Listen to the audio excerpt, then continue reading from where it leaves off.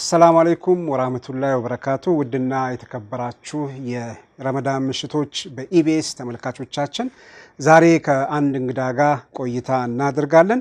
እንግዳችን አንዋር አባዲ ይባላል። አንዋር 5 ዓለም አቀፍ ንግድ ፕሮሞተር ዋና ስራ አስኪያጅ ነው። ዛሬ እዚህ እንግዳ አድርገን አንዋርን የጋበዝነው ሰሞኑን በመቀሌ የሚካሄድ የቁርአን ውድድር አለ።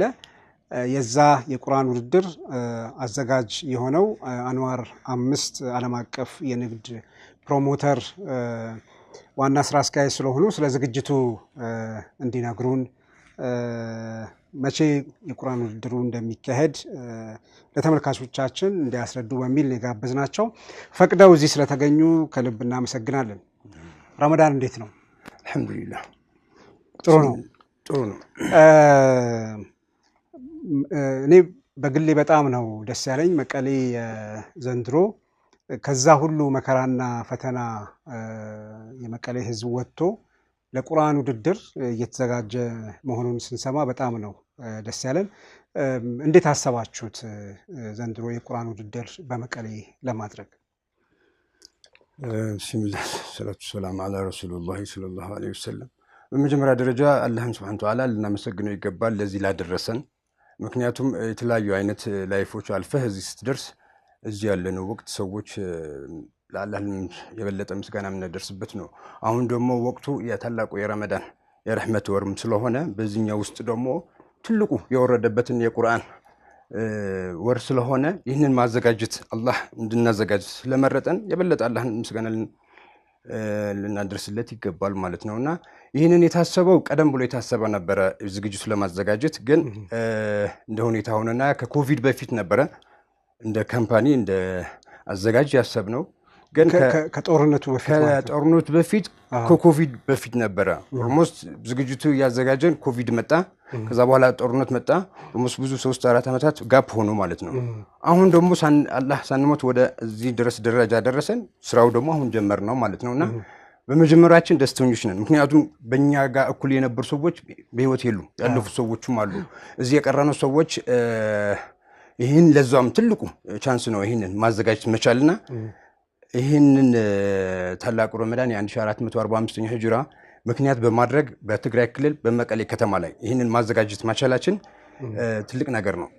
ይህንን ረመዳን ደግሞ ሰዎች እዚህ ላይ መኖራቸው በህይወት ለዚህኛው ቁርአን ዝግጅቱ በሚችሉት አቅም በዕልም ያለው በአቅም ገንዘብ ያላቸው በገንዘባቸው በተለያየ ነገር መደገፍ ቢችሉ ትልቅ ትርፋማ ይሆናሉ ብዬ አስባለሁ። ምክንያቱም ያየነው ነው በየአመቱ ሰዎች እያለቁብን ሲሄዱ ዓለም ወዴት እያመራች ነው ያለችው። ስለዚህ ይህንን ቻንስ አላህ እድሉ ሲሰጠን ትኩረት ማድረግ አለብን ለዚህኛው ውድድር ማለት ነውና ይሄ ወር ደግሞ የረመዳን ወር ነው፣ የመተዛዘን ወር ነው። በአጠቃላይ ሰዎች ሙሉ ፎከስ ማድረግ አለባቸው እዚህ ላይ ላይፋቸው ላይ ያለፉ አመታት አላህን የሚክሱበት መንገድ ነው። ይህንን አላህ እድል እየሰጣቸው ተውባ የሚያደርጉበት መንገድ ነው። ከብዙ ኸይር ስራ የሚሰሩበት ጀነት ለመግባት የሚሯሯጡበት ሰዓት ስለሆነ አልহামዱሊላህ ማለት እንችላለን ይህንን እድሉ በማግኘታችን ማለት ነው። በዚህ የቁርአን ውድድር የሚሳተፉት እነማን ናቸው? እዛው በመቀሌ አካባቢ ያሉ መድረሳ ላይ ያሉ የቁርአን ተማሪዎች ናቸው ወይስ ከመቀሌም ውጭ ያሉ ከተሞችን ያጠቃልላል? እንዴት ነው ያሰባችሁት? እኛ በትግራይ ደረጃ ነው ያሰብነው። በትግራይ ደረጃ ደግሞ አሁን ካለው ጊዜና ታይም አንፃር በመቀሌ ብቻ ነው ያደረግነው። መቀሌ ያሉት የተለያዩ መድረሳዎች አሉ፣ የተለያዩ መስጊዶች አሉ። እነሱ የተቻለ የተውጣጡ ወጣቶች ከ7 ዓመት በላይ ለሆኑት መሳተፍ የሚችሉበት መንገድ ነው። እኛ የተለያዩ የማስታወቂያ መንገዶች የተለያዩ ደብዳቤዎች ጽፈናል ለተለያዩ አካላት።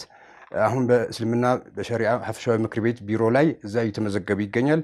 አሁን ወደ ውድድሩ ምልመላ ውስጥ ልንገባ ነው ማለት ነው። ይሄ ግን ቁርአን መቀሌ ላይ ይዘጋጅ እንጂ አገራቸው ወክሎ ሌላ ዓለማት ላይ የሚሳተፉበት መንገድም ነው። ከየትም ዓለም መጥቶ ከኢትዮጵያም በለው ከኢትዮጵያም ውጭም በለው በማንኛውም ዓለም ላይ ያለው መጥቶ መሳተፍ ይችላል። አሁን እኛ አቅሙ ስለሌለን በራሳቸው ወጪ ሰዎች መወዳደር እንችላለን ብሎ የሚያስቡት ሰዎች መቀሌ ሄዶ መወዳደር ይችላል። ምክንያቱም ቁርአኑ አንድ ነው።